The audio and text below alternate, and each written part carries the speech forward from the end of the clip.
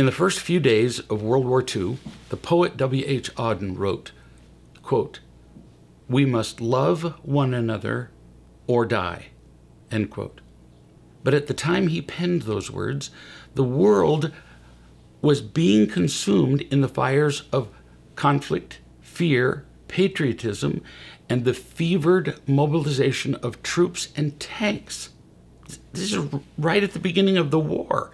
So his words were mocked. He was mocked for the apparent naivete of his words. How could he be such a silly man to say at the beginning of a war we have to love each other or die?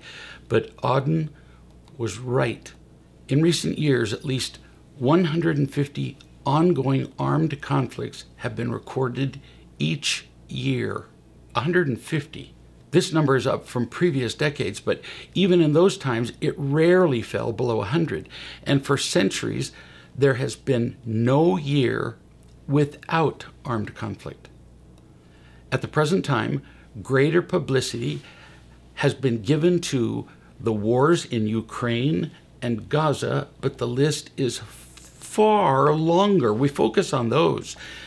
Nagorno-Karabakh conflict in Armenia, the Karen conflict in Myanmar, I may have mispronounced that, it might be Karen, the Rohingya crisis, and more. To be sure, we must pay attention to immediate conflicts. We have to, because of the loss of life and the loss of dignity they cause. But when any one crisis is resolved, this is so important. One crisis is resolved, we tend to congratulate ourselves.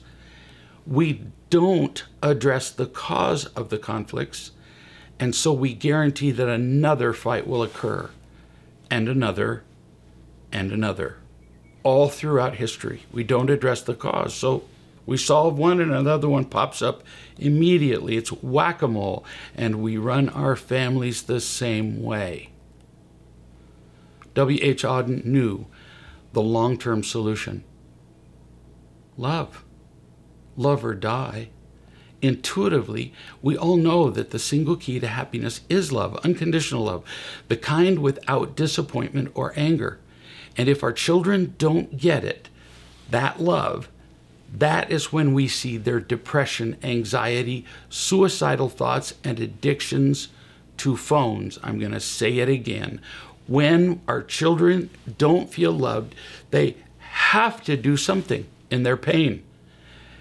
And in their pain, that's when we see their depression, anxiety, suicidal thoughts, addictions to phones and whatever. That is when we see them fight amongst one another. And the wars between countries are nothing more than those childhood conflicts on a larger scale. I once had one of my high school children come home and he said, "Dad, in social studies or history, I guess, we've been studying the history of the world and the wars and all that stuff." And he said, "Isn't history just kind of a story of unhappy and unloved kids on a large scale?" And I thought, go tell that to your teacher. Pretty smart.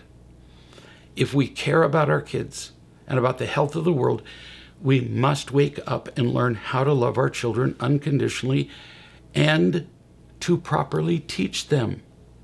This isn't soft. This isn't indulgent, what I'm talking about. Unconditional love involves teaching. I'm Greg Bear, and it would be my pleasure to help you learn how to begin this awakening in your own family. Go to the free websites, reallove.com and realloveparents.com. I'll meet you there.